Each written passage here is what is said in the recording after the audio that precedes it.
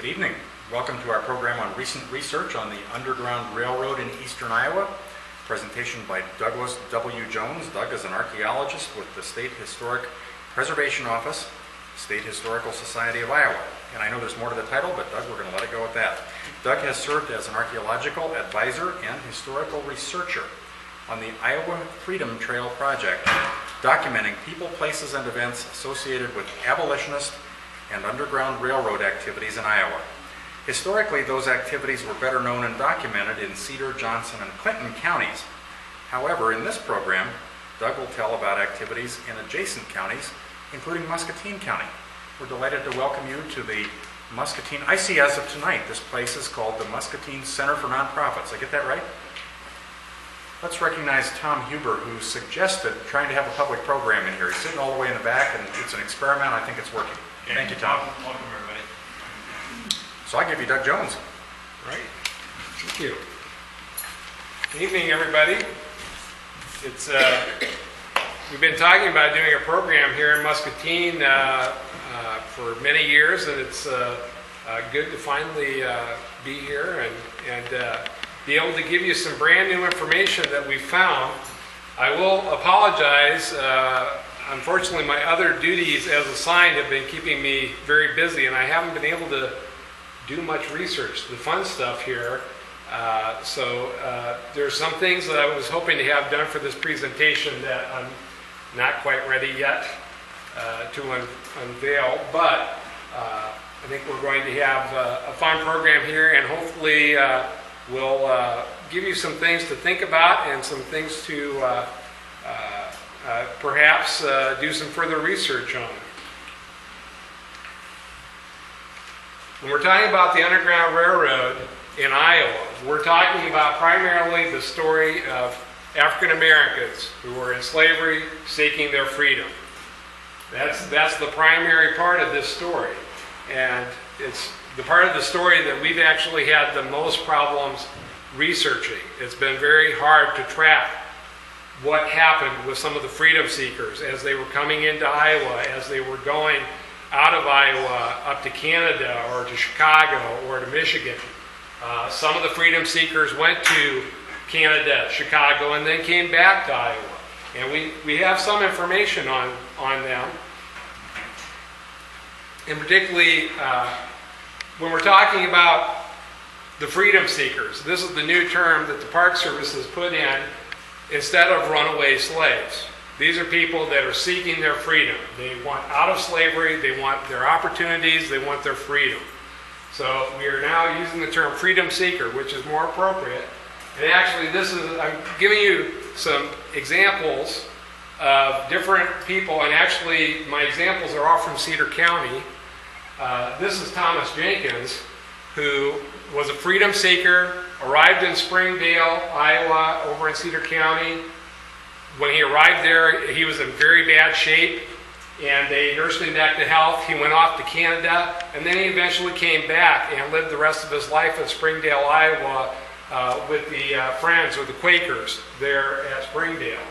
And Thomas Jenkins is one of my favorite people because when he came back into the community, every year he was in the schools there locally teaching. He would be there with his little dog, his little terrier dog named Dinah. And they would go in and teach the kids in the late 1860s, 1870s, and 1880s what life as a slave on a farm or plantation was like. Something very unique. We're also talking about the people that were helping the freedom seekers find their way to freedom. And these people would be known as conductors or agents. And I'm going to use William Maxon as an example for this and also the other categories, because he actually met all the categories, basically. I love William Maxon. He was up at Springdale. He was not a Quaker. And here's one of the stories that he was involved with, where he actually took a number of freedom seekers and disguised them in sacks of potatoes and got to the train station. And we think this was it had to be either West Liberty or Mechanicsville. Got to the train station, and one of the sacks of potatoes sneezed. Bit of an issue, but the station agent overlooked it, and hopefully they found their way to freedom. Here's William Maxon's house. This is no longer with us. It is gone. It's an archaeological site at this point. And when we refer to Underground Railroad stations, these are the places where the freedom seekers were coming to and finding shelter. Now, one thing to keep in mind, when we're talking about this story, it's the 1840s, the 1830s, 1840s, 1850s, and early 1860s. Most of Iowa was log cabins and some early frame houses, and you didn't really have substantial houses like you had out east. And, you know, we've all seen the stories out east where they've got all these hiding places in the houses. Out here, that wasn't really the story. A lot of times the freedom seekers would not be in the houses. They were at William Maxon's. There was a basement, and there was plenty of room in there that supposedly they could get maybe 12 to 13 people in the basement at one time. But it's more common that as the freedom seekers were coming to these places, they would be out in fields, they would be out in the woodlots, they would be out in the prairie, they would be at, a lot of these folks that were involved with the abolitionists and Underground Railroad activities were from the Northeast, and they were involved in milling operations. So a lot of times you would have people down at the mill under the guise that they were employed to do the milling work.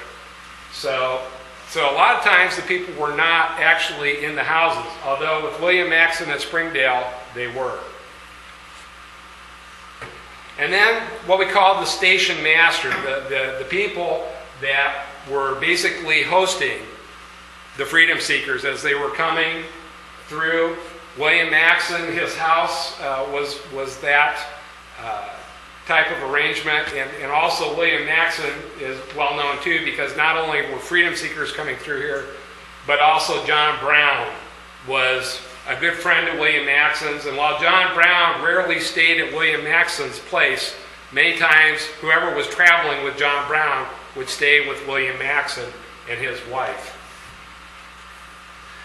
So those are the basic terms for the story, the Underground Railroad activities in Iowa. I'm going to give you a little bit of background about our project and what we've been doing. Our project began in 2002. We got a grant from the Federal Highway Administration to basically document the people, places, and the events associated with the Underground Railroad activities in Iowa. Lowell Soike, who was my boss at the time, was the project director, and John Zeller served as the primary historian for the project, and then I eventually got involved with this project too. Going into this project, we were hoping that more of the places where the freedom seekers were at and the conductors, their houses, we were hoping more of those places were still in existence. We found out they really aren't. Most of these places are gone. There's very few places left where this story was part of that place and part of the history of those people that were there. So that's how I basically got involved in this. It quickly turned to an archaeological investigation in some regards at different places. We've been spending our time going around the state and working with the few places that are still in existence that actually have open museums, and these are places that you can actually go experience the history of what happened there. This is at the basement of the James Jordan House in West Des Moines. This was the house. The current house probably was not an Underground Railroad stop. James Jordan's earlier cabin probably was the Underground Railroad stop, but nonetheless, they're using the current house, which is an amazing house. It's listed on the National Register, as interpretation of the time period and interpreting the Underground Railroad story here in Iowa. And quickly, the few places that are here in Iowa to go to would be the Llewellyn House down at Salem, Iowa, down in Henry County, the John Todd House out in Tabor, Iowa, which is it's in very far southwest Iowa on the border of Mills and Fremont County. Also the George Hitchcock House at Lewis, Iowa. The James Jordan House. The African American Museum in Cedar Rapids has got a very good exhibit to go look at. Also, as many of you probably are aware, the rest stop out here on Interstate 80 on the eastbound was done in an Underground Railroad theme. Now, I will say we have a few issues with what they did out there, but nonetheless, they did a whole rest stop with the Underground Railroad theme, and there's actually a lot of information from Cedar County that has been incorporated into that rest stop. One of the things we're trying to do is publish a book about the results of what we found. Lowell Soike is about ready to retire in a little over a month, and he has a 600-page manuscript that he's going to be turning into the University of Iowa to see whether they're going to publish it or not. And hopefully that will be coming out eventually, probably if everything goes well, next year. We've also been working on the few places that are still with us. We've been working on updating their National Register nominations, and in some cases, and this is the George Hitchcock House, we actually prepared a nomination to get it designated as a National Historic Landmark. And here's a nice picture of the Friends of the Hitchcock House and myself and a number of other folks from the Park Service with the Network to Freedom, which is based out of the Midwest region in Omaha. We're also trying to establish a website to put out current research and events such as this speaking event tonight out on an internet website. Unfortunately, we're having some technical difficulties. Some of the people want some money to do those things, and money is kind of tight right now. And another thing that we're hoping to do eventually, some of our researchers went through basically all the available newspapers from the 1830s through the 1860s. We have, I wouldn't even want to have, maybe 50,000 articles relating to this Underground Railroad events in Iowa. And we're hoping that we could put those up on the internet so people could do research on that. And unfortunately, we haven't found a way to do that. Here's an example. This is just all these different newspaper clippings, and they're from all over the United States. It's not just here in Iowa. They're from New York, Chicago, St. Louis. This is all about one story, and perhaps you might recognize this story. This is the story of Celia and Eliza Grayson. This is one of Oprah's favorite stories. These two young ladies escaped from their master in Nebraska City, and with some help made it all the way across Iowa, made it into Chicago, and then there's some differing stories about what happened in Chicago, but these newspaper clippings are all about that story as they were going across the state. And they weren't, Celia and Eliza actually stayed in many stops in Cedar County and in Clinton County, so they weren't that far away. We're also working with some of the places that are still in existence. Some of these places need some tender loving care, so we've been out with the Park Service trying to make some recommendations and trying to get them some information on different types of grants that they could apply for to help preserve these places. This is the basement of the John Todd House in Tabor, Iowa. We're also trying to develop a traveling guide and brochure for different Underground Railroad sites in Iowa. That's in progress right now. This is one of the few things that is actually pretty much done. We have put up a series of markers across the state where John Brown and his party came through on the last trip through Iowa in the winter and spring of 1859. They entered the state in probably December 1858, and then were here for about 3 months, and then headed to the east and eventually off to Harper's Ferry. And hopefully, within the next 2 months, you are going to be able to go to the State Historical Society website, and you ought to be able to pull up the signs themselves and the locations where they're at in the state. And it actually very closely follows Interstate 80 for a good chunk of the way. We do have at least one marker at the Grinnell eastbound rest stop that, oddly enough, there were 2 Underground Railroad stations very close to 2 of the interstate rest stops. So we've taken advantage of that and we put some information there. And I guess let me go back to this too. There are, and I'm going to talk about this a little bit later because one of the signs is right here in Muscatine County at West Liberty. And there are 3 other signs that are very close. There's one in Iowa City. There's one at the Springdale Friends Cemetery. And there will be one going up in downtown Davenport on the seawall. This is an outdated map, but this is still pretty good as far as what we think we know about the Underground Railroad story in Iowa. And you can see it's a network, and you can see there are also places here where we literally found nothing. Does anybody, I will just open this up for a guess. Does anybody know why we have some big blank spots here in southern Iowa? It's because those areas were heavily settled by people from the south who had different ideas about slavery and what was acceptable and what was not. And so those areas were largely avoided because they were problem areas.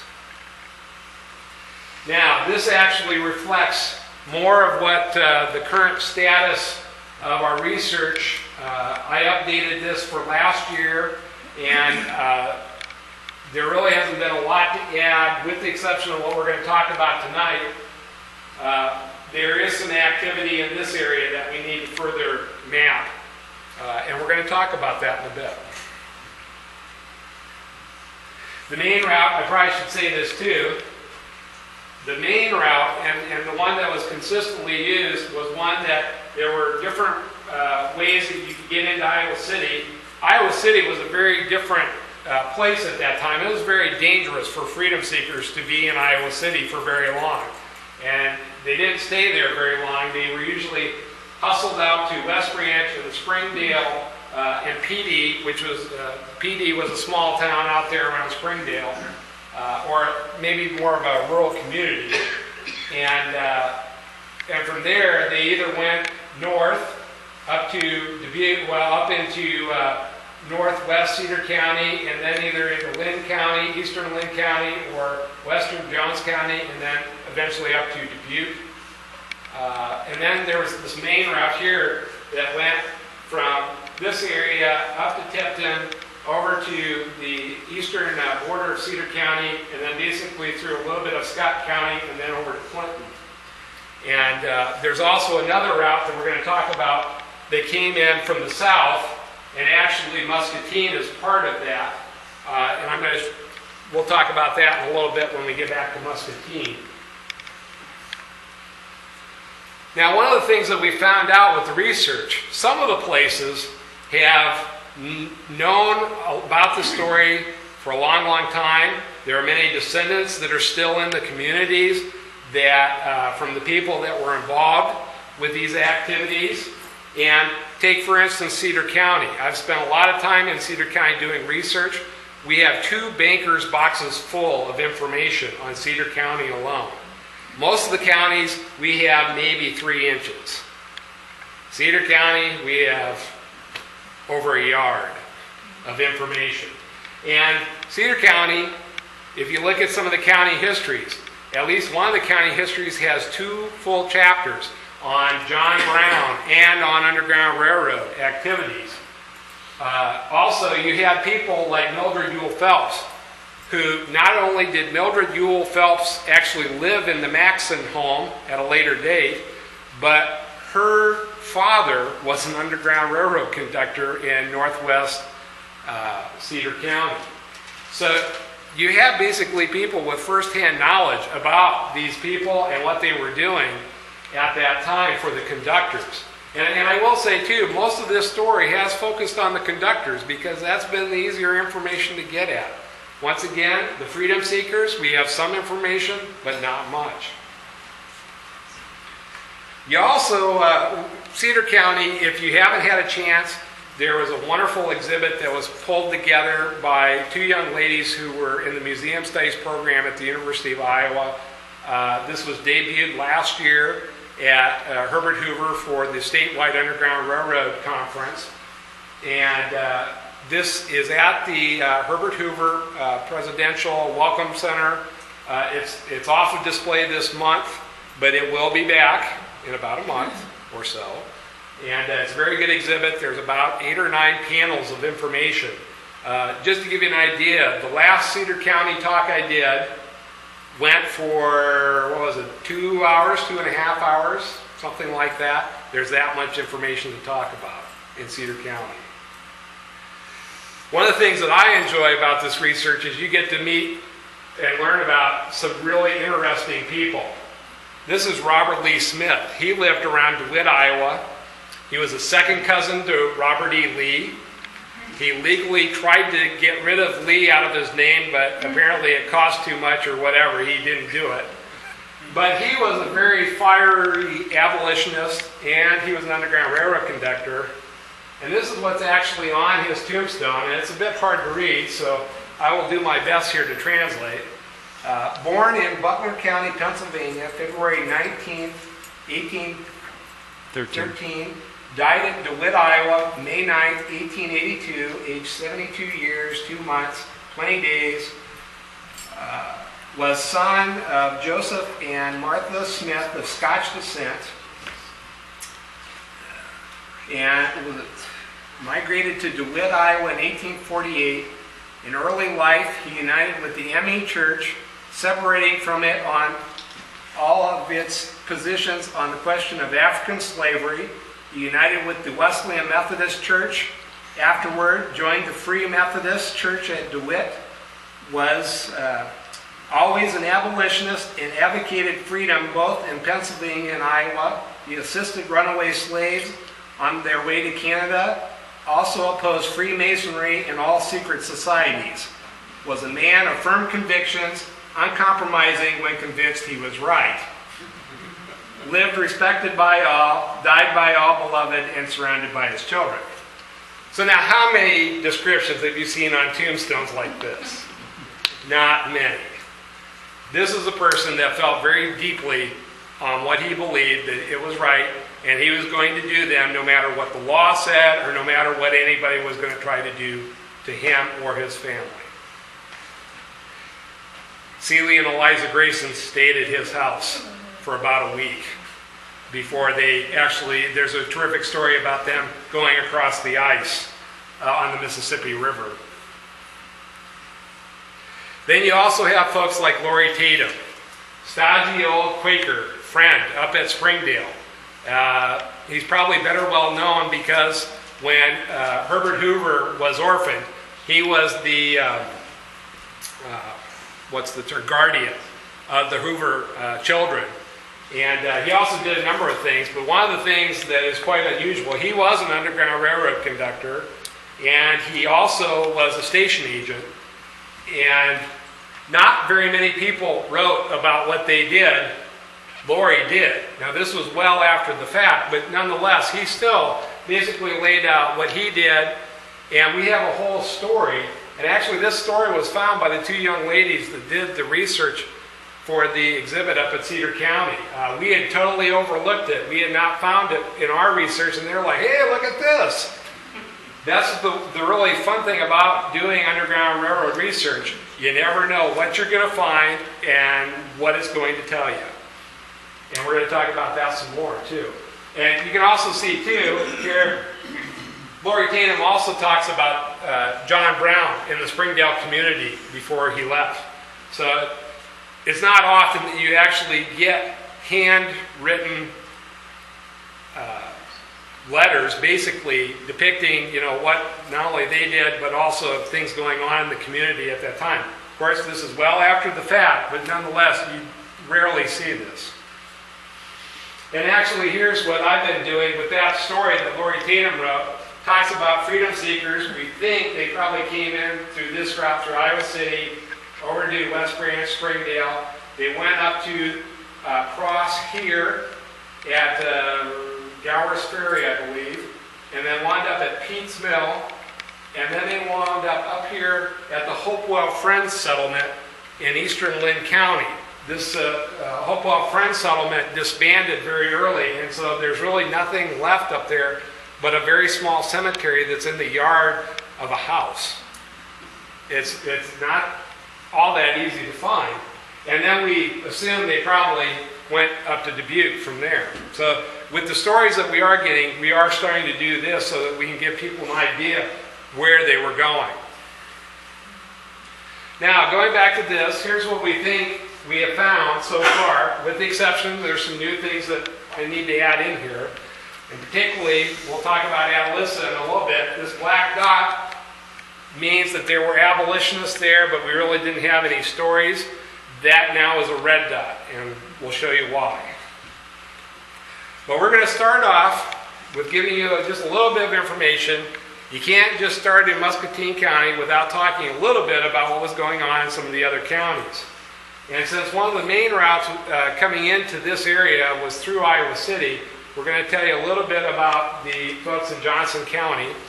Unfortunately, for the southern route, I don't have all the research done for that. The route that goes through Washington and Crawfordsville and then Columbus City and then up to Muscatine.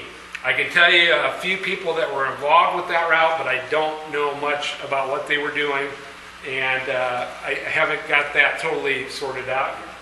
But we do know with this route, we do know that William Penn Clark and Dr. Jesse Bowen were actively involved with the story, and they were also actively involved with John Brown. Jesse Bowen was a doctor. He was actually at the time also the adjutant after the Harper's Ferry raid and in the Civil War, he was the adjutant general for Iowa, and he was involved with a number of different things. He was a very staunch abolitionist. He was also, as with a lot of these people that were abolitionists, they were also temperance people. They were anti-alcohol. They were involved with different things. A lot of these folks were Congregationalists and Friends or Quakers. There were other denominations involved with these activities. Sometimes you had some Wesleyan Methodists. Sometimes you had a few Baptists. But by far and large, most of the people involved doing the conducting and hosting the Freedom Seekers were Congregationalists or Friends. Here's Jesse Bowen's house. This house is where John Brown and John Kagi, when they went into Iowa City on their last trip, this is the house they actually stayed in. This was on Iowa Avenue. It's no longer around, but one of the sign that's up in Iowa City is very close to where this house was at. This is part of the stop where they actually went into Iowa City. They were having a conference in Iowa City and making some arrangements. And it also turned out that there was an armed mob. The Postal Service representative, Sam Workman, had organized the armed mob to try to arrest John Brown and the rest of his party, and it didn't quite work out too well. They managed to get out of Iowa City, and we know the rest of the story. Now, associated with Jesse Bowen was William Penn Clark. William Penn Clark is probably one of the most important people in Iowa history that nobody knows about. He was involved with many, many different things. He was involved with the formation of the Republican Party, not only here in Iowa, but nationally. He originally came to Iowa in 1844, and he studied law, but he also did a number of other things, and you can see some of the things he later did in life. But William Penn Clark was a very staunch abolitionist, and he also became an editor of a newspaper, and he wrote a lot of different things. And unfortunately, we have not found much of his writings yet. We're still searching for some of his editorials and different things that he had to say. But he was very vocal about the whole issue of slavery. And he served as the Iowa State-Kansas Committee chairman. And what this was he was helping set up the Jim Lane Trail. And the trail started at Iowa City because that's where the railroad line stopped at that point for those years. And so they were shipping people and supplies out to Kansas because you couldn't go through Missouri. Missouri closed their borders to the people that were going out to settle Kansas who were abolitionists. You could not go through Missouri safely to get there. And so all these people were funneling up into southern Iowa, and particularly Iowa City, and then later Mount Pleasant. And they were going on this Jim Lane Trail that goes all the way across the state and then eventually goes through southeast Nebraska and then down into Kansas. That's the main supply line. And William Penn Clark was one of the masterminds of keeping the bodies and the supplies flowing back and forth on that trail through Iowa. Now, here's a very telling example. Not everybody appreciated what William Penn Clark and some of these other abolitionists and Underground Railroad folks were doing. And so here's an example of a news article where somebody is basically calling out some very prominent people. The one thing that you need to understand about this story, these Underground Railroad conductors, they were not nobodies in the community. These were some of the most prominent, wealthy citizens in the communities. You got Josiah Grinnell at Grinnell College. He was involved. You got William Penn Clark named. You got Dr. Bowen named. And you got, Bixby, Amos Bixby, who was also involved with the political scene. And they're being specifically named and called out for what they're doing. Everybody had a chance to read that?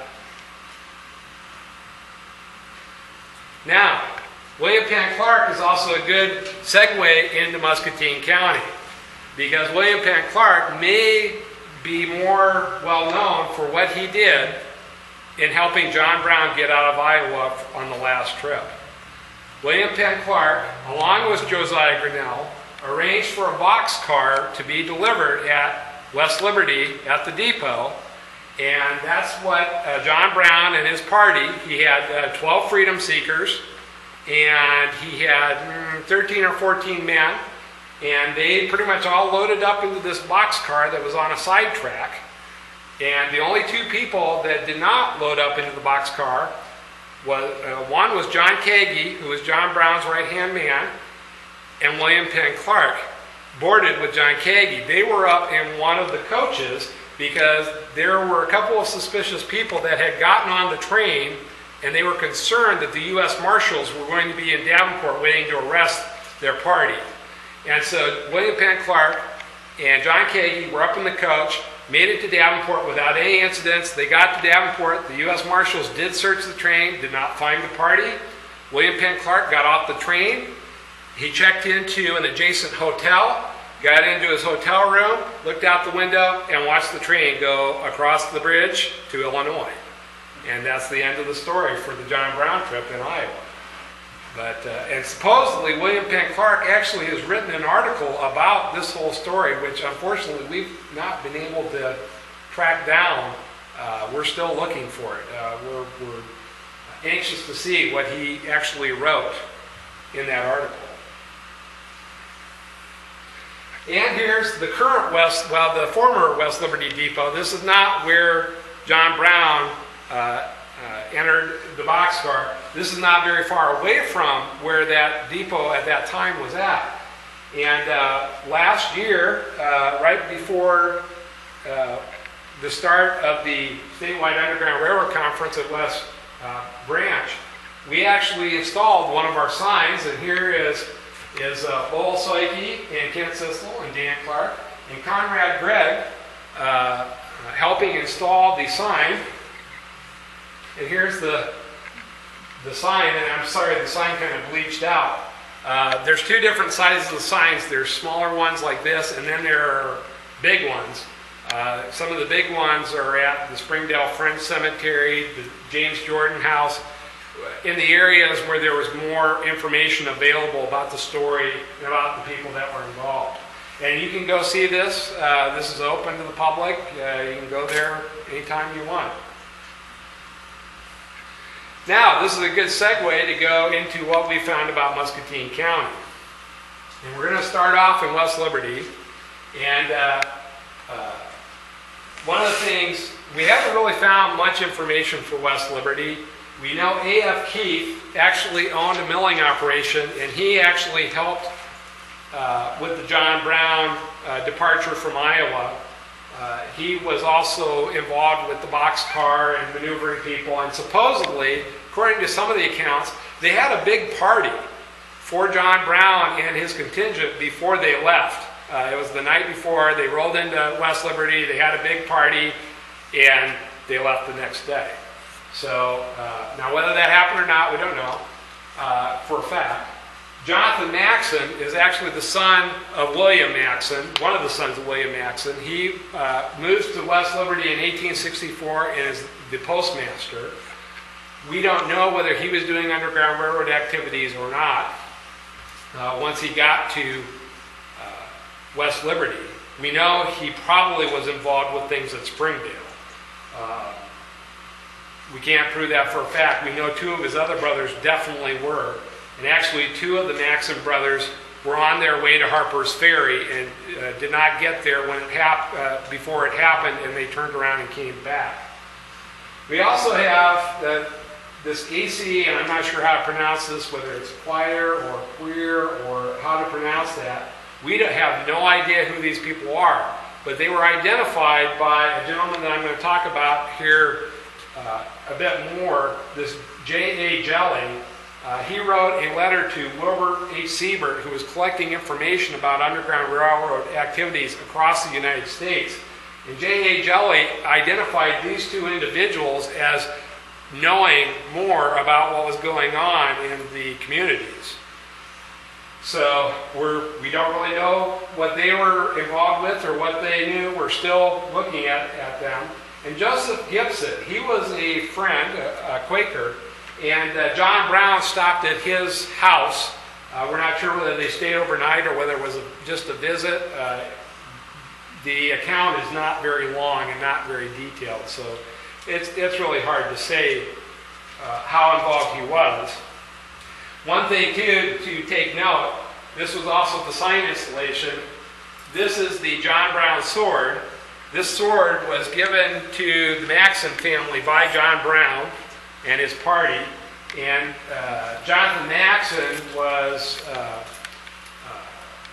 I forget, was this the Masons? Yeah, they called him the Tiber.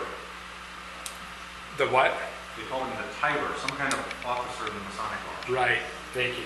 Supposed to have a ceremonial sword, but they said he didn't need the ceremonial sword because he brought his own. Right. So there's the John Brown sword there, and you will see this often. It's actually on display quite a bit at various times. Now, what was even more interesting in our research, there was a whole African American community at West Liberty. There were at least, let's see, how many families do we have here? I think 8 now that were living in the West Liberty area. Now, we don't know how early they were there. We don't know how long they were there. There are some stories about different things that happened, and particularly Henry Kelly. There is a story that Henry Kelly was actually murdered by his son-in-law, and that was big news in West Liberty. And Dick and Hannah Anderson were probably the best well-known out of all these families, as Dick Anderson organized the possum dinners and the social events in West Liberty, and apparently was a very social individual, made the rounds. There's a couple of different stories available for Dick Anderson. Now, the one thing that we do know is that at least 5 of these families all lived in what they called the tenement house in West Liberty. And apparently this was located where Gibson's sale barn was. We still haven't totally pinned that down. We're probably going to get with Conrad Gregg, who's one of the local historians, a longtime resident in West Liberty, and hopefully we will get that pinned down. The other thing to note is that, let's see, at least 3 of these families, it was noted that both the husband and wife were both former slaves. And I thought that was rather interesting that that was actually noted that way. So I'm hoping that that means that perhaps maybe they came there as freedom seekers, and that there had to have been something going on at West Liberty. So it's going to take some further research, but I really think there's probably something there and more to the story when you're seeing 8 families in that community. Now here's another thing that showed up of interest. In the Centennial Parade for West Liberty, the most comical float was done by the Fortnightly Club, which is a women's literary club, and it was basically an old wagon, buckboard wagon, that was depicting the Underground Railroad. And I find that interesting, not because it was the most comical float, but that here's a town that we really don't have much information on Underground Railroad activities, but yet it's still in the legend and lore of the community, how important these things were in that community. And we're seeing this in a couple of other communities, particularly down at Denmark, Iowa. For their 100th anniversary, they actually had an Underground Railroad play. And Denmark, Iowa was a congregational town. And so you're seeing these celebrations in these towns that this was an important part of their story too. So I find that very interesting. And actually, if anybody has a picture of that float, I would like to see it. Okay, we're going to move on over to Atalissa and vicinity. Atalissa and vicinity, for many, many years, has been a great puzzle. We've had several names, and we never have been able to put the pieces together until recently. And this J.A. Jelly, actually, we talked about him a bit ago, he actually lived at Atalissa, or outside of Atalissa. And in this letter that he wrote to Wilbur H. Siebert is a story of a freedom seeker that arrived to Dr. Van Pelt's farm near Atalissa. He stayed out in the cornfield for 6 weeks, and food was carried to him by in this account it says a free Negro. In actuality, we know, and I don't know why they didn't put this in this writing, but in J.A. Jelly's letter, they actually named the person that was taking food to this gentleman. His name was William Greening, and he was from Muscatine. And this went on, and the bounty hunters eventually found out where he was at, came to the front door and said, you know, have you seen this individual? And Mrs. Van Pelt met the bounty hunters at the door and basically said, you know, well, if I had seen any of these people, I wouldn't tell you anyway. So go away. And so they posted their $1,500 reward notice on the gate. They left, and it is noted that, and it doesn't really say who took him, but basically this gentleman was taken to Rock Island.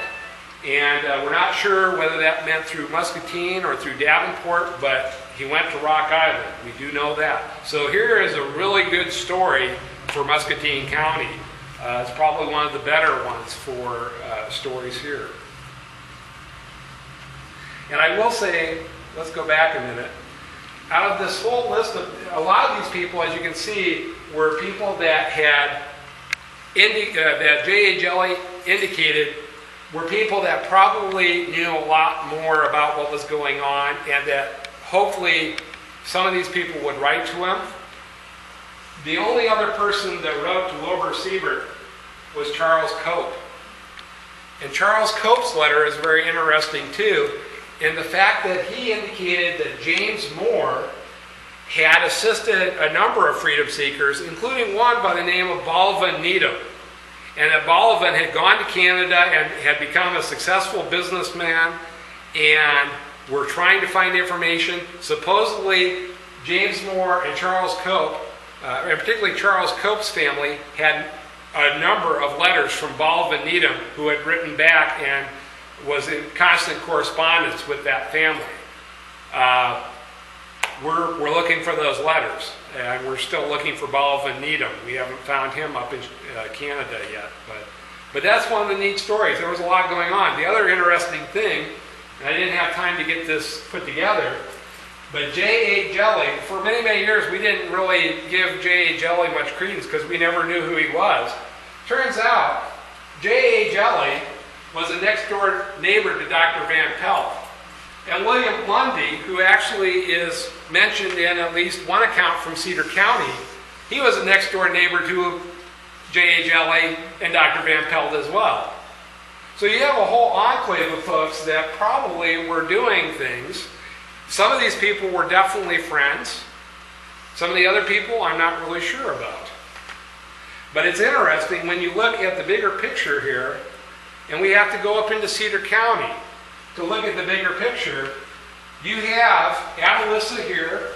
You have the whole Springdale PD area up here. And look at all the people that were involved that we know. And actually, this list is small. As Ann Kopic Rayleigh said in one of the things that she wrote, many of her neighbors were more than glad to be involved with helping people out. This is probably a very short list of all the people that were living in that area and were doing things. So you have this whole area. Here's West Liberty, here's Atalissa, and so you've got West Branch, Springdale PD. You've got a big concentration of a support group there of people that were willing to do things at the drop of a hat.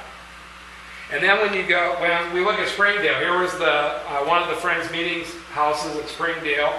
Springdale was primarily a Quaker town. Here's actually 1908 streetscape. This was collected by a man by the name of Villard, and these photos are at, I believe, Harvard. I think it is Harvard. That he collected a bunch of these early photos, including this one, of the Joseph and Ann Kopic Rayleigh farmstead near Springdale, and you may recognize the name of the Kopics because Barclay Kopic and Edwin Kopic went out to Harper's Ferry. They were sons of Ann Kopic, and Barclay got away from Harper's Ferry. Edwin did not. Edwin was hung with John Brown and several other members of that party. And Barclay Kopic was in a story in its own right. He actually managed to escape, came back to Iowa. There was a whole series of events that happened here in Iowa, starting at Davenport and then going up into Cedar County with basically bounty hunters from Virginia trying to arrest him. And eventually, Governor Kirkwood refuses to sign the extradition papers to extradite Barclay back to Virginia. And at the same time, two other gentlemen from Ohio who had escaped the Harper's Ferry raid, the Ohio governor did the same. Lord Acton, who's a historian that is in Iowa and Great Britain at various different times, he concluded that the acts of both Governor Kirkwood here in Iowa and the governor in Ohio actually helped infuriate and inflame the whole situation and actually led South Carolina to basically start the whole Civil War and secede. And so here's a rare instance where Iowa is right in the middle of a national event and eventually a national crisis. Barclay Kopic survived all that, enlisted eventually, well, he went up to Canada to hide out for a bit, came back, he enlisted in the 10th Kansas Unit and was killed in a terrorist train wreck in northwestern Missouri. And so he didn't get to go fight in the Civil War. But oddly enough, another of the Kopic brothers who you never hear talked about, Joseph Kopic, he was the leader of an African-American infantry unit in the Civil War. William Maxon House. We've already seen pictures of this. This house is gone. This house was a national treasure. It was also famous because it was also the first grout house in Iowa. Basically, and I know our architectural historians on our staff get on me, but I keep calling it cement. That's not the correct term, I know. But anyway, if you go out to the Maxon House at this point, there's a very large granite boulder with this marker that was put on, boulder by the Daughters of the American Revolution. And I don't have any slides in this presentation. We've been actually doing a lot of work. There's a very small cemetery that's in this area, not very far away from the Maxon farmstead. And the local oral history of the community said that there were 17 freedom seekers that came into the community and had died on different trips, and they're buried in unmarked graves in the west end of the cemetery. And we were out there with the National Park Service 2-3 years ago, and we basically think that there probably is information to suggest that is true. We need to do some further research, but we do think that that is probably true. We also look a little bit further off to the east. You had a number of people in the Rochester vicinity, which is also very close. The William Green House, which actually is still up, it's listed on the National Register of Historic Places. It was badly damaged, as far as we know, in the floods of 2008, but we believe that they are restoring it. Is that true? Yes, it is. Okay. I'm glad to hear that. I think you got it pretty well done. Good. I'm really glad to hear that. John Casebeer. John Casebeer was an interesting man. He called his farm Fort Sumter. He was a very fiery abolitionist. His father-in-law was Aaron Humphrey, who I'm going to talk about in a bit more in a few minutes. He and his wife were charter members of the Congregational Church at Tipton. That church was under a lot of fire locally in Tipton because they were also known as the Woolly Church because they had African Americans in their congregation. And they didn't, they basically said, everybody is welcome in this church. We don't care. And there's some really good stories of Jonathan Casebeer on some of his adventures taking people from his place and people from his father-in-law's place at Tipton over to eastern Cedar County. And then Tipton. We had a whole slug of people in Tipton. These were primarily Congregationalists, but there were some other people involved. And there's some pretty famous names for some of the history buffs among us. Judge William P. Wolfe was a legendary man in his own right. He did so many different things. Aaron Humphrey was probably one of the more interesting people in the fact that it turns out he was a second cousin to John Brown. Another person that's kind of interesting on this list is Benjamin L. Boynton. He was involved with the Tipton Union School, which I'm going to show you a picture of here in a minute. But he also made the bricks for the first Cedar County courthouse. His wife was probably a second cousin to John Brown. So John Brown had a lot of different people in these communities that he either knew or was related to. Reverend Moses Kimball Cross is another interesting person that we're going to talk about a bit more. Wells Spicer. Does anybody know who Wells Spicer was? Map maker. Yeah, he was a map maker. He was also involved in a number of other things once he went further west, including apparently he, if I remember correctly, I think, wasn't he the judge that was involved in settling the OK Corral eventually once he moved west? I think that might be, I may be wrong on that, but I think that's the case. Here's a picture of Aaron Humphrey's farmstead. This is gone. It's no longer around, but this is a very important place.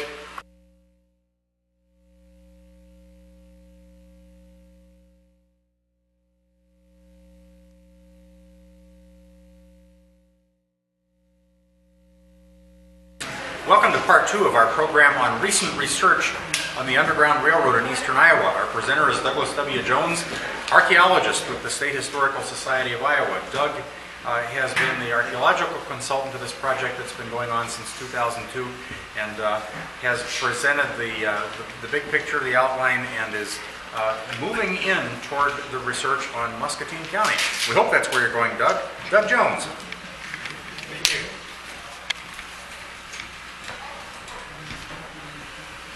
All right, we're going to pick this back up, just finishing up the discussion about the whole concentration of Underground Railroad conductors and activities going on from West Branch to Tipton, Iowa, and down to Atalissa and Rochester. That whole area was just loaded with different people who were actively involved, staunch abolitionists, firmly believed that slavery was wrong, and were willing to take whatever chances they needed to help people on their way to freedom. So we already have really gone through a lot of this list. We're just kind of going through the quick picture at Tipton. This was the Aaron Humphrey farmstead. This farmstead, one thing to add about this farmstead, it shows up in just about every list that has been prepared on Underground Railroad activities in Iowa. Aaron Humphrey was very well known as an Underground Railroad conductor. One of the other things that I probably should throw out too, Aaron Humphrey had many sons and daughters, and many of them went on to do some pretty incredible things.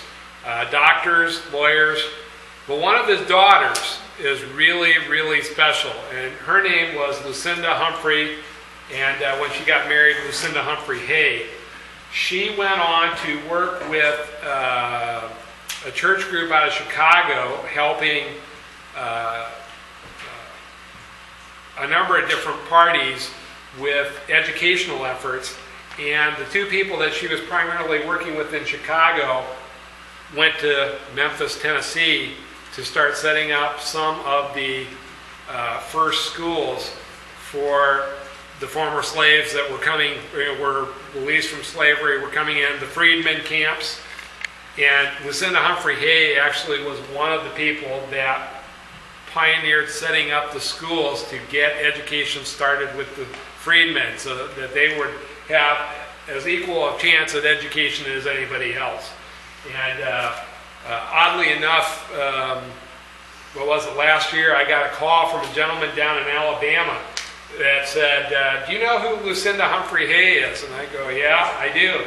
And I'm doing some research on Fort Pickering, and we're looking for additional information on her because she's very important to this. Not only did she start this, but actually at least one or two of the colleges there actually began with Lucinda Humphrey Hay and several other people. Basically, the foundations for those schools were set at that time.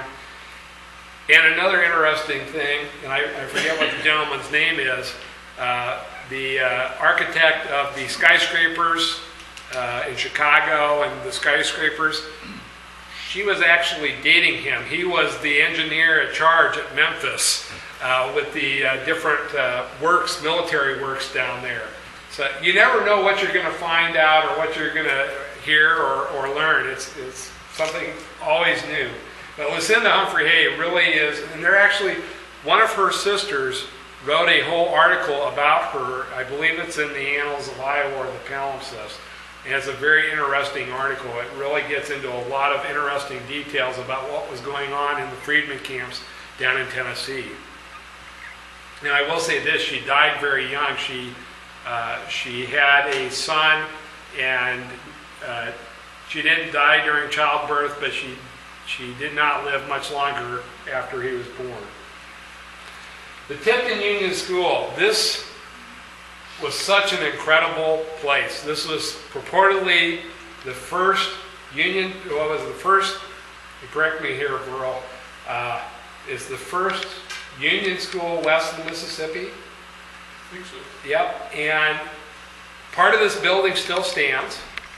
This was such an unusual institution in the fact that you had children from all religious denominations attending this school. You had a bunch of the Friends children from West Branch, Springdale, Petey. They were coming up here to go to school. You had a lot of the Congregationalists in Tipton. You had Baptists. You had Methodists.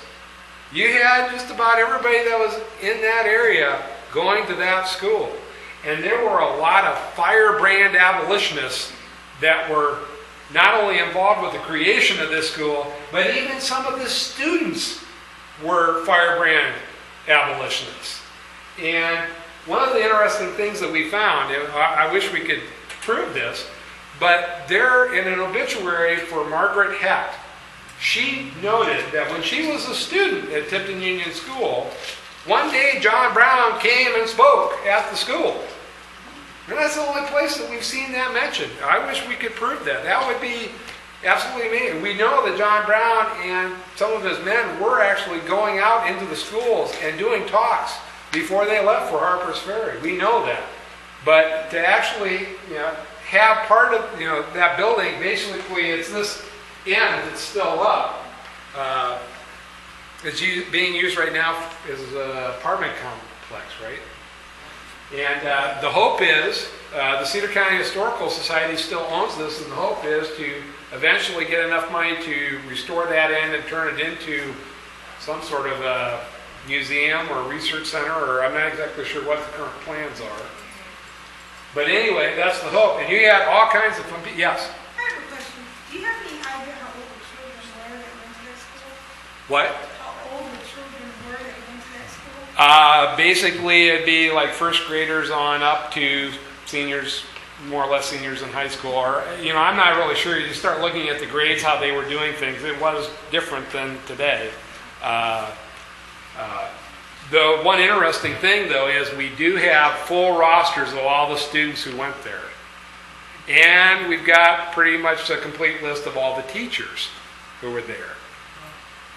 Some of the teachers, let's put it this way, one of the people that was actively involved with the Tipton Union School and basically lived right across the street was Dr. Joshua Maynard. And Dr. Joshua Maynard, not only was he heavily involved with the school, but he was an Underground Railroad station agent, and at least 3 teachers saw freedom seekers in Dr. Maynard's barn at various times. And whether some of the freedom seekers wound up in the school, that would be interesting. We know at a later date the freedom seekers were in the schools down at Springdale. And that actually caused a big ruckus. A gentleman by the name of George Frayne, who lived at Rochester, wrote a very small editorial that got published in the paper complaining about why are these black kids going to this school here.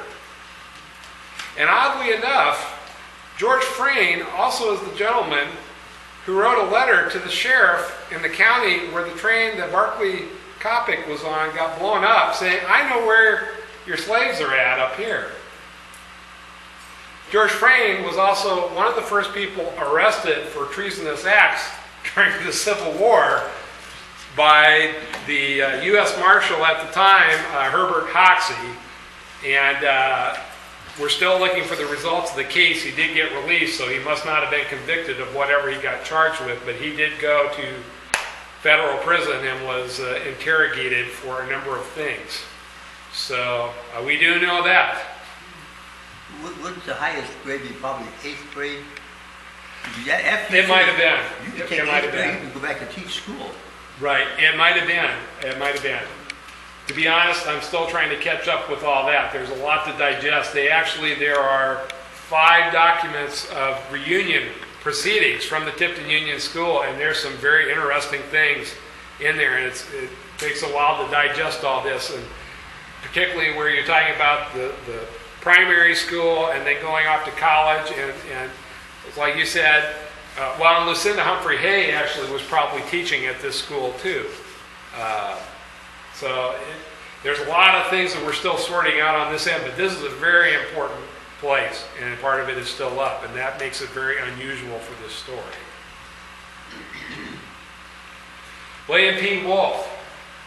Out of all those people that J.A. Jelly named, you saw the names for West Liberty and adolescent vicinity. He also named off William P. Wolfe and Aaron Humphrey at Tipton, I believe. He named Lori Tatum at Springdale. He named a couple of other people. He even named one person in Des Moines, Isaac Brandt, who was a very interesting man in his own right. not very many people wrote back, but William P. Wolfe did. And his letter is rather interesting, not for what he really said, but for what he didn't say about some of the things that he was involved with directly. So it's rather interesting. And he was a very important man, was involved with all kinds of different things, was in the U.S. House of Representatives, he was in the Iowa Senate, the Iowa House, was Speaker of the House in 1884, and also served as a judge for the 18th Judicial District. He was an amazing man. His house was, if you know where the golf course is at Tipton, where the golf course is, that's pretty much where his house was at and farm. All right, we're getting to Muscatine. Muscatine, we got a number of interesting characters, and actually we are in the Alexander Clark Heritage District, correct? Just outside. Just outside. The alley marks the beginning. The alley marks the beginning. Alexander Clark Sr. is probably another person who is one of the most important people in Iowa history that you may have never heard about. Alexander Clark Sr. did a lot of different things, and I'm not going to probably get into all of this, and there are people here that know much more than I do about some of the achievements, but we're going to talk some more about Alexander Clark Sr. here in a few minutes. Just a quick go through on the list. We're going to talk a lot more about Reverend Alden B. Robbins and Dr. David P. Johnson. His house was basically one block north, not even a block north, Just right out here in the corner. Just outside the property. He and his, at least his first wife, were very fiery abolitionists. We don't know whether they were doing Underground Railroad activities. Dr. William S. Robertson, did I get that right? Okay. We're still looking at him. There's a couple of newspaper articles that said he was an abolitionist. There's also some kind of weird things about some of the articles that are a bit difficult to reconcile. So we're still researching Dr. William Robertson. And I will say Dr. William Robertson was in the Civil War. He was a surgeon, and he was one of the big driving forces with the medical school at the University of Iowa. We go to the fountain. Yep, there you go.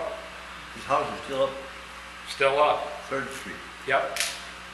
So he was an important man. Now, whether he was doing Underground Railroad activities, we don't know.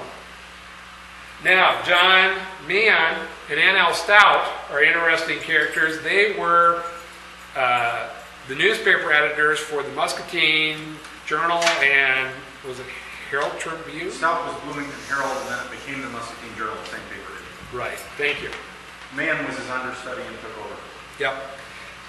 N.L. Stout was apparently a fiery abolitionist. I haven't seen any of his writings, but apparently they note this, that he was a staunch abolitionist.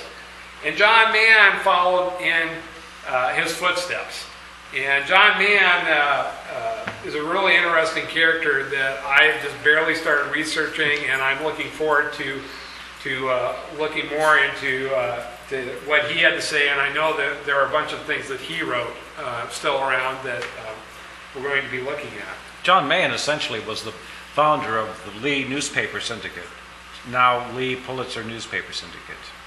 It started here in Muscatine. What? I'm sorry? Lee Enterprise. Lee I'm sorry, Enterprises. Lee Enterprises. Yep. Now, before we get further into Muscatine, I am going to show you the southern route here. So here's what we've been talking about, are these routes going into Iowa City and then going over.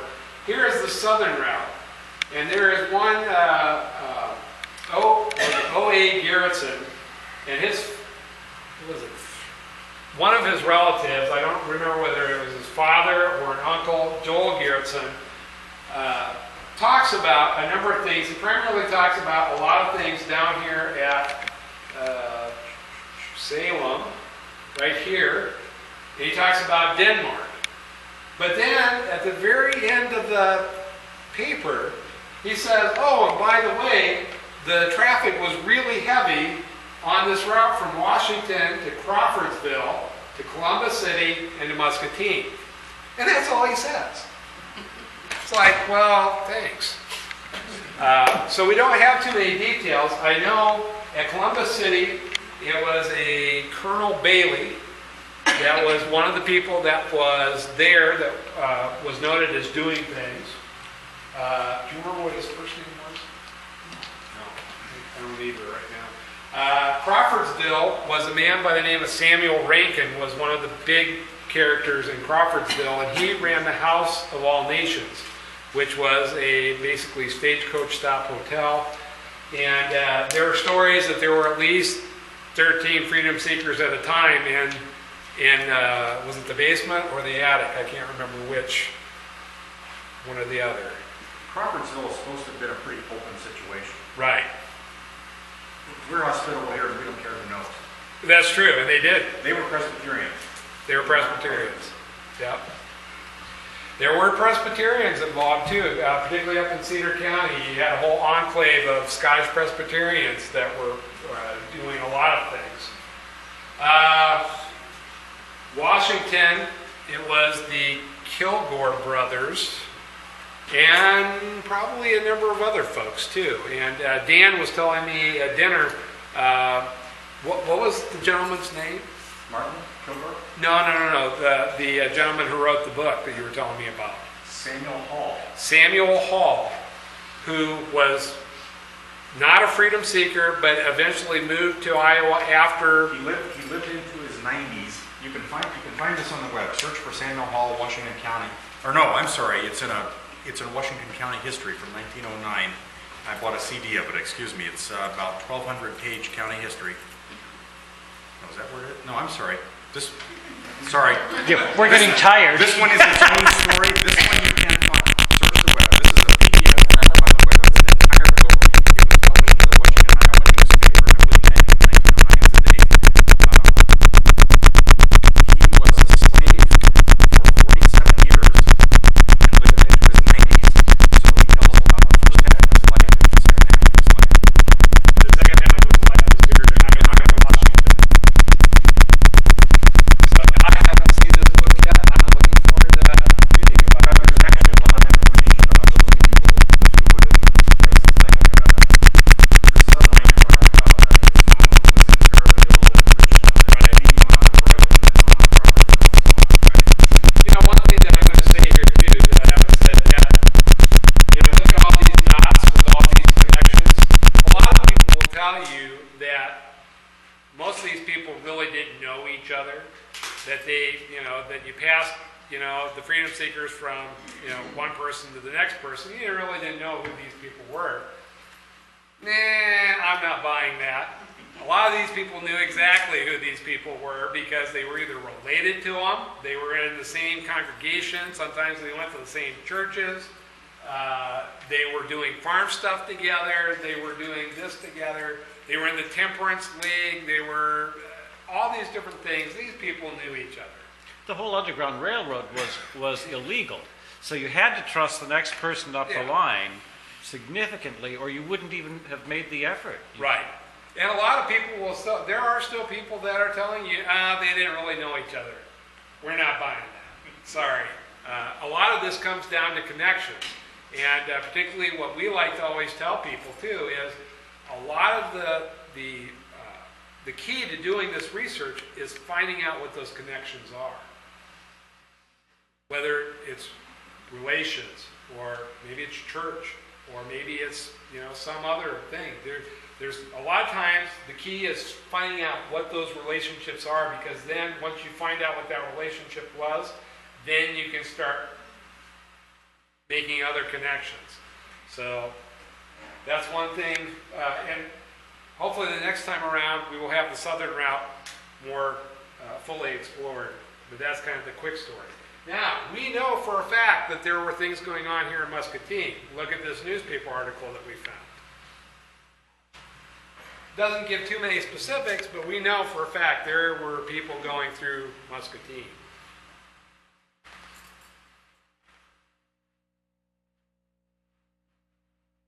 Now, I will say this too, many of the previous authors of articles and books have claimed that there was not much going on for Underground Railroad activity on any of the Mississippi River towns, because these were big towns, they were dangerous places. You always ran the risk of running into somebody that may turn you into the sheriff or the U.S. Marshals or whoever. What we're finding out is, and when we started our research, we didn't find that much information on all the towns except for one, and that was Clinton. Clinton was a major hub. But now, as we're getting into the research and we're starting to find those relationships and those connections, there's a lot more interesting things going on, and we're actually finding stories.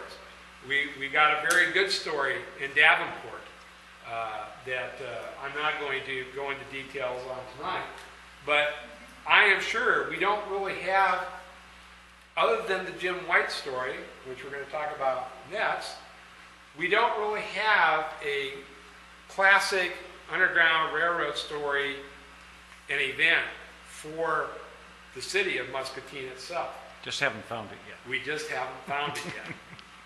People were going through here, and the people that were here, there was a good support group of people who were willing to do things. Alexander Clark Sr. was one of those people. Alexander Clark Sr. is one of the few African Americans who were actively fighting for rights, and he was actively involved in the Jim White case. I'm not going to go into the full story on Jim White, but Jim White was the slave of Dr. Mary, Samuel Mary. And Samuel Mary had a farm up at Montpelier, in between here and Davenport, and also had a house here in Muscatine. There are still Mary descendants in this community. Jim White was a slave that had been causing problems apparently down at St. Louis, where the rest of the Mary family was.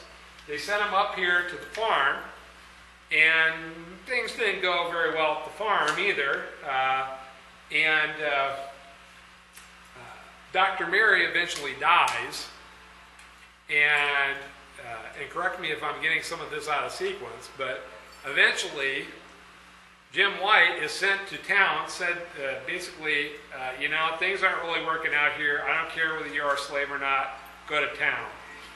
So he winds up here in Muscatine, and the rest of the Mary family in St. Louis took exception to this, said, what are you doing? You're giving away our property here. So they sent some people up to arrest Jim White and to take him back to St. Louis. And basically, as they were doing all this, Alexander Clark made arrangements to arrest the people that came to arrest Jim White. And it went to court, and they won. They got Jim White out and basically said, you're in Iowa. Twice. Yeah, twice. You're in Iowa. This is a free state. You're not a slave. You're out of here, you're released.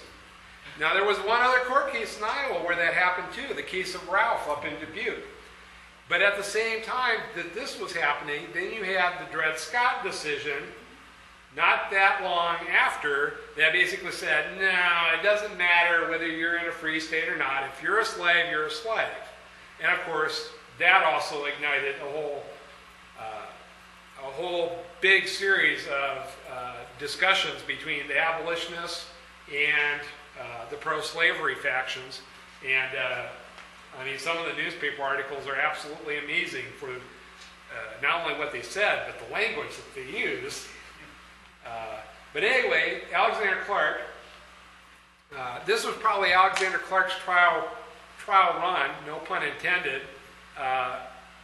He actually was the second African American to graduate from the University of Iowa Law School.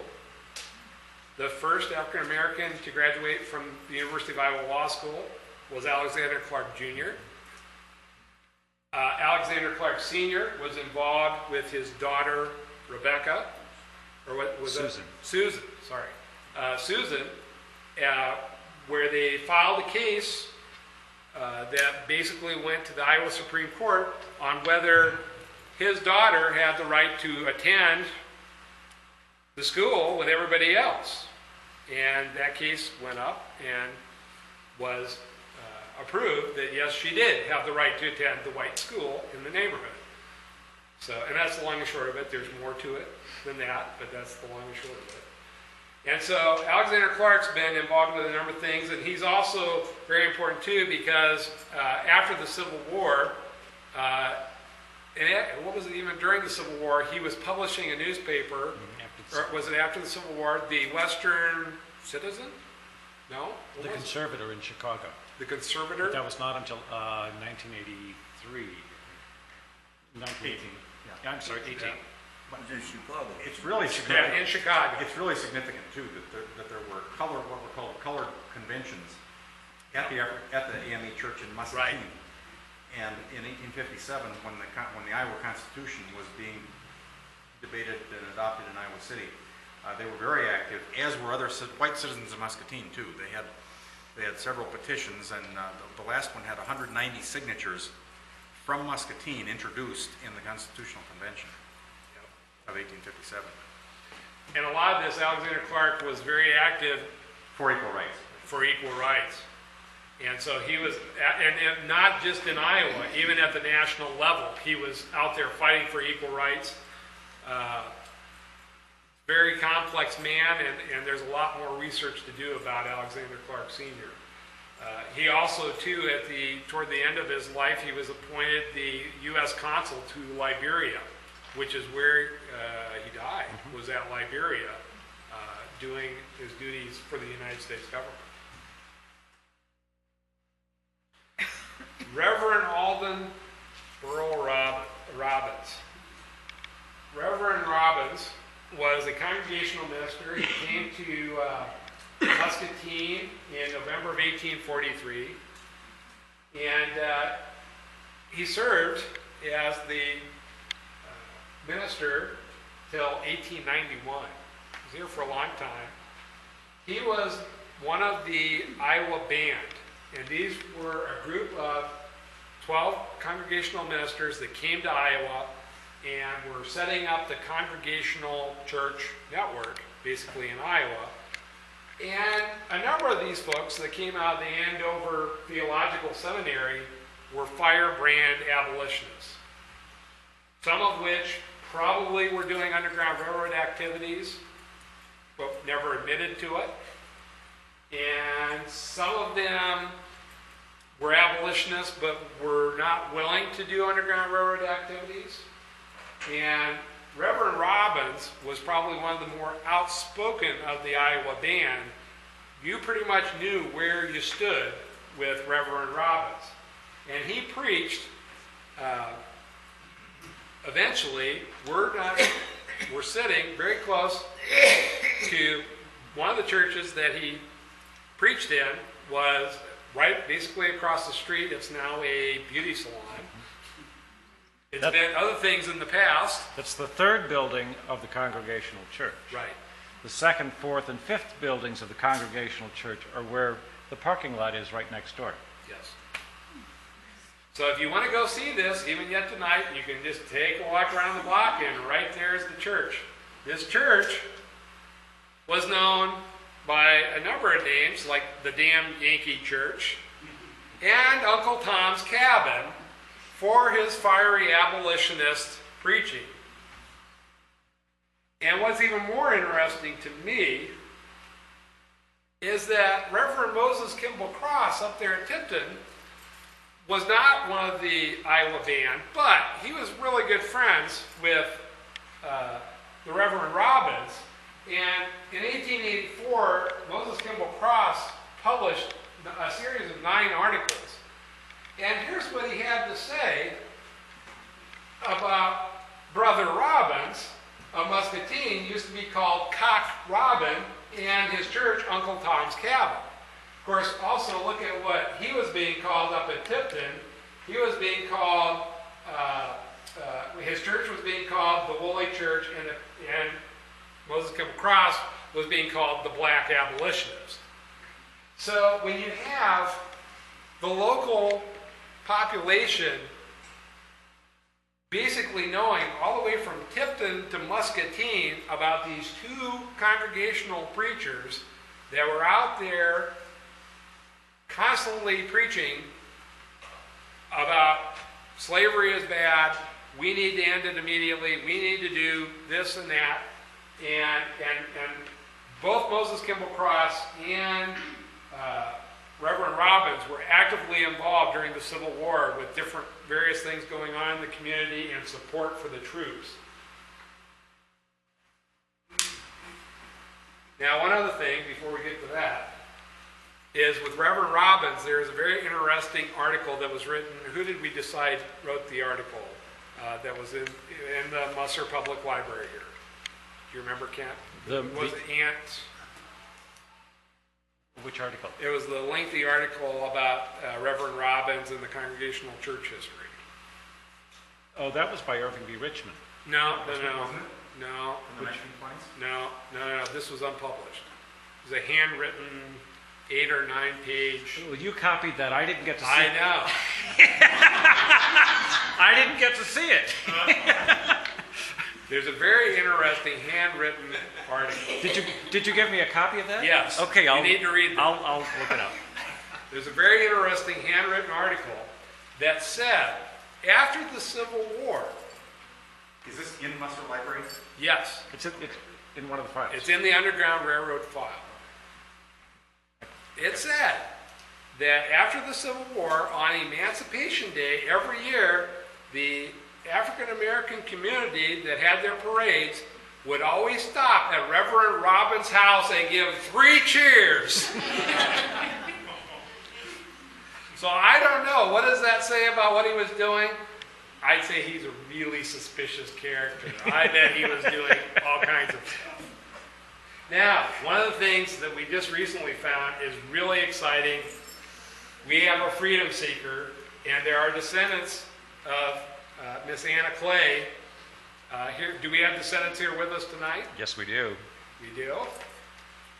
It's very rare that we find information on a freedom seeker that winds up in Iowa, and she actually did not come to Muscatine originally. She wound up in Iowa City. She was born in Alabama, was eventually transferred, and this is all out of her obituary that was published in the February 12, 1920 Muscatine Journal and News Tribune. Fairly lengthy article. She was born in Alabama, was eventually transferred to a plantation in Mississippi, and during the Civil War, she made her way north, wound up in Iowa City, working for a doctor in Iowa City. Now, was that Dr. Jesse Bowen? I don't know. That would be an interesting thing to find out, who she was working for. She eventually gets married to Boston Clay, and unfortunately, he only lived 3 years after getting married, and then she remarried to Abraham Seabrooks, and that relationship didn't work out, and she eventually just took the name of Clay back. But this is really exciting to actually find out that a freedom seeker coming to Iowa and the family, the descendants, some of the descendants are still here living in the community. And I'm looking forward to talking more with the descendants. We've not got many opportunities to talk with the descendants of the freedom seekers who remained. And so this was a really neat thing to find, and we're looking forward to any other information on her or her story. And we'd really like to know who she was working for in Iowa City. So, now, with that, that is pretty much the end of the presentation. I hope that I've given you all something to think about, some things to explore. One of the things, we're going to open it up for questions and discussion. One of the things that has been discussed is if there's enough interest within Muscatine that perhaps maybe people could work on a research group to maybe further explore some of this. There have already been people in Cedar County that have been working on things up there. And so if people are interested in that, that's one thing to toss out as a possibility. The one thing that I'm going to tell you is the information that we have in our files is going to be eventually on file at the Munster Public Library. So you can go in and look at what we have, see what we have, you can copy it. The only thing that we really request right now, and I'm turning this information over to Kent. Kent's going to read that. I now have a complete file of everything, all of the research that the state of Iowa has on Muscatine County. And we're going to continue making sure that that file is updated. I've been waiting probably since Thanksgiving to get the latest update, and I'll take my copy down to Musser Public Library so that they can make copies of all of these materials and have them at the library. But these are just the pieces. I suppose I ought to get in here since I'm talking. These are just the pieces of information that we've found, we've located. There is so much more information out there that is absolutely untouched. And the reality I think we all have to face is that state budgets have been cut significantly. Doug does not get to spend nearly as much time as he would like to on the Underground Railroad in eastern Iowa or the entire state, and he's only been able to do a certain part of it. It's only been in the past year that you've been able to come into eastern Iowa. That's 3 years. 3 years, okay. Well, you weren't in Muscatine. Oh, well, never mind. That's why you're here now, right? That's right. So one of the things we thought we could perhaps do is, search for people who have an interest in the topic of the Underground Railroad and somehow get together as a group and figure out how Doug or perhaps even somebody from Cedar County can tell us how you got started, and maybe we can take on, with Doug's help, some specific topics, like if it's going through the issues of the Muscatine newspapers from 1840 until 1870, so be it. If that's what we need to do, looking for notations, because the Muscatine Journal is probably one of our most valuable assets. And I realized this not long ago. If it had not been for the Muscatine Journal and John Mahan constantly chronicling the life of Alexander Clark, we would not know hardly anything about him. We would not know about his accomplishments. Anytime there is any significant remark in a publication about Alexander Clark, if you follow the references back, it always goes back to the Muscatine Journal. God bless John Mahan, who happened to be a good friend of Alexander Clark's, for chronicling the life of this man, or we wouldn't know. My guess is, indirectly, he chronicled the Underground Railroad and black families who were living in Muscatine. But he did it with care. It wasn't blatant. I mean, in fact, there's an article in the Muscatine Journal because somebody, I believe it was from St. Louis, wrote claiming that Muscatine was a haven for runaway slaves. And the response to that was published in the newspaper, and I can't state it from verbatim, but it's something to the effect of, my goodness, we all know about the Underground Railroad. No educated person would possibly participate in such an illegal activity. We know nothing about that in Muscatine. And yet, they were all involved. And another time there was a state fair in Muscatine, and I asked Dan the date, he was involved in a conversation. And the award for the largest, wasn't it the largest squash? Anyway, back in conversation. It was the largest squash at the state fair. The award should have gone to Alexander Clark. But the comment is, this is a wonderful paragraph in Who Won What. We still see it today. There's this beautiful paragraph that says something to the effect of, well, the one who grew the largest squash was Alex Clark, but we can't give an award like that to a black man any more than we could give it to his mule. It would be unconstitutional.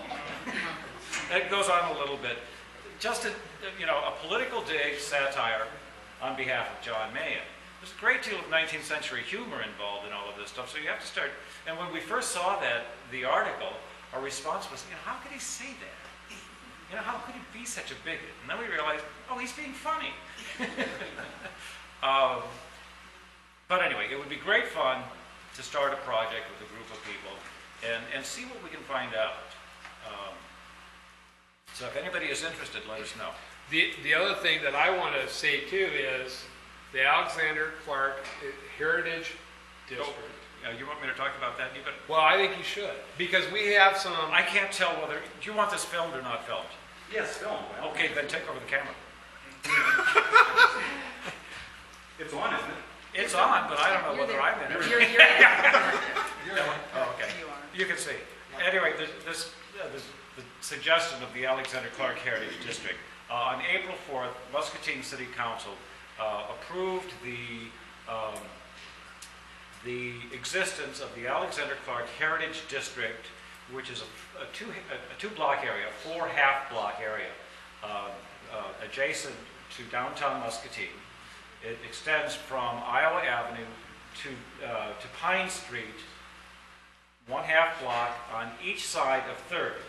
So it's 3rd Street, half-block north, half-block south, up to Chestnut, and the same 2 half-blocks. So it's only 4 half-blocks. It's very small, but it's a thematic sort of heritage district. Within that district, it's possible to identify almost 18 historic sites, including the Dr. D.P. Johnson House, whose name we saw on the screen, including the congregational churches, which we've seen on the screen, including the Muscatine Journal, John Mayer, who, Muscatine Journal was over across the street on the alley, where there is now a Vega restaurant, right? Including the Scott House, which is what we know as the Welsh Apartments, the 3rd floor of which was the high school that Susan Clark attended. And if you look carefully at the rooftop of the Welsh Apartments, you can see the belfry that was erected during the time that was used as a schoolhouse. That was the period of time when Susan Clark was attending that school. Coming up the street, there's the D.P. Johnson houses. Actually, Dr. D.P. Johnson had built 2 houses, and his second wife built 2. So there was the D.P. Johnson house on the corner of Chestnut and West 3rd. It was taken down for a parking lot. Then there's River's Edge Gallery, which is the second D.P. Johnson house. That was also the second Mrs. D.P. Johnson. And then the second Mrs. D.P. Johnson, according to a newspaper article, had a funny thing about having a fire in the house every year. And ordinarily it was in the ballroom. Lord knows how that could happen.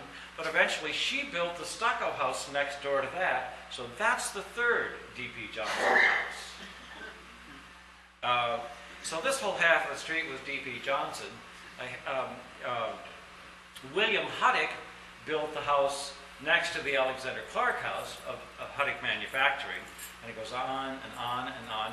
The Musser Public Library owns the largest collection of genre photographs of 19th, early 20th century in the world.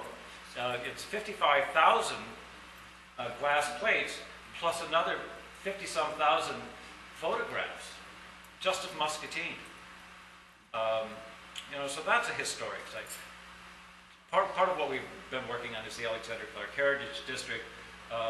It's been approved. The next thing that we're working on as part of the Alexander Clark project is being given permission to pursue the use of the green space, the garden space that is between the retaining wall of the parking lot and River's Edge Gallery as a garden that eventually will hold the sculpture of Alexander Clark and perhaps the cemetery stone, the family cemetery stone, which needs to be replaced at Greenwood Cemetery. It needs to be replaced because it's badly damaged. We want to replace it with a granite stone exactly like the original, and then move the stone that is at the cemetery now into an enclosure on the green space. So we'll have the sculpture and the green space. But we have to have city council approval to continue that process, and hopefully next week we'll get approval for that. Beyond that, the next funny little thing is, why aren't we naming all of the parking lots in Muscatine for some historic individual or historic site? Why shouldn't that become either Congregational Plaza or Alexander Clark Plaza over here? When it's not, it doesn't have to be called a parking lot, you know? A parking lot's a parking lot, but a plaza can also be a parking lot. Why can't we call the parking lot across from City Hall Boston or Uptown Plaza? I mean, we all know the Uptown Theater was there. It would be a great thing to do. Or the parking lot by the S.M. McKibben House, which is now the Chamber of Commerce building. Why can't that be called Clemens Plaza? Because the Clemens family lived directly across the street from that building when they were here. So those are the activities we're looking at as part of Alexander Clark project. Probably the most significant project is the fact that the House was recommended for nomination as a National Historic Landmark by the United States Park Service, Department of Interior. So we are pursuing that. That's a very involved project, very time-consuming and also very expensive. But we're working on that this year. And this fall, in September, Dr. Paul Finkelman, who will be one of the authors of the nomination, will be speaking in Muscatine. All of that's exciting. Does that do what you wanted me to do? Well, fine. Well, let's take some more questions. Questions? Yes. In the very beginning, you had a picture of a house. Yep. That was a stone house, a brick house. Was Well, it not? that was William Maxon's house. Yeah. Yeah. It was a brick house, No, that's the grout house. right? The grout house, it's cement, basically. They call it a grout. It's technically not cement. Well, I've been repeatedly told that. It's not cement, but that's basically what it was. For the uneducated in architectural history, it's a cement house. And it was the first one in the state. do you have a diagram of the interior of the house? Right? We do. Actually, Anna Varney Phelps, who actually was the daughter of Underground Railroad conductors, she got married to, I can't remember what Mr. Phelps' name was. They lived in the house for several years, and she actually did diagrams of the whole interior of the house. There are interior photos of the shot, both at the State Historical Society and at the Putnam Museum in Davenport. There are interior photographs of some of the different reunions that were held at the Maxon House. There were at least 2 family reunions, and then there was one John Brown reunion at the house. The people that had been running around with John Brown came back for a reunion at the house. So there are various pictures at different times of the interior, and there may be things from the interior of the house that we may have in our collections. I don't know for a fact whether those things are at Iowa City or not. I can tell you we have one of the doors to the Maxon House in our collections. Matter of fact, here,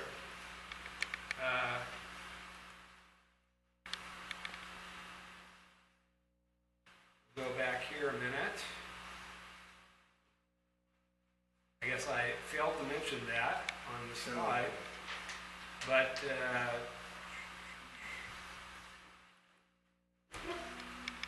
this door, that's one of the doors off the Maxon House, and we have that in our collection at Des Moines.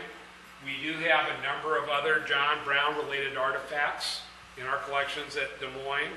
We actually have one of the, I'm not sure what the proper terminology, one of the coaches that he was driving around, one of the horse and buggy coaches that he was using to go out and do various things around Springdale in our collections. We also have some most of the things that we have were donated directly from various Maxon family members. So we have about 8 or 9 John Brown related artifacts in our collections. Is there any reason why you couldn't remove the house? Well, you know, actually, and I'm actually writing an article on this, there was a very lengthy battle to try to save the house in the 1820s and 30s. 19, sorry, 1920s and 30s. We're all doing it. Yeah. It had been identified as one of the most significant places in Iowa, and they argued and argued for years about trying to preserve the house, and it eventually fell down. They didn't get it done. And there's a big cattle feeding operation sitting on it now. Yeah.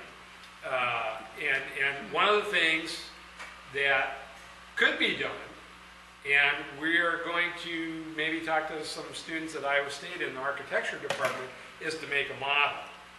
Because we can do that. We have basically the blueprints for what it looked like. And so it would be possible to, you know, make a model of this. It would probably cost a lot of money to actually do a total reconstruction, because not only then you would do that, but then you'd have to have money to maintain that. And that was the big issue why it didn't become a historical site in the first place. They couldn't find the money to maintain it. So, yes? I was talking to Kent at the break about the Octagon House. Yes. Which, as you know, was rumored to be a stop on the Underground Railroad. Do you have any more information about that? Unfortunately not. There are actually 3 places that were, one actually a fourth. We've got a fourth one now too. The Octagon House was rumored to be a stop. The Smalley home at, what was it, 3rd and... Third and West Chestnut. 3rd and Cherry. Yes, West 3rd and Cherry. Dr. Weed's house, which I'm assuming is out on the east end of town. Near Wheat Park. Near Wheat Park.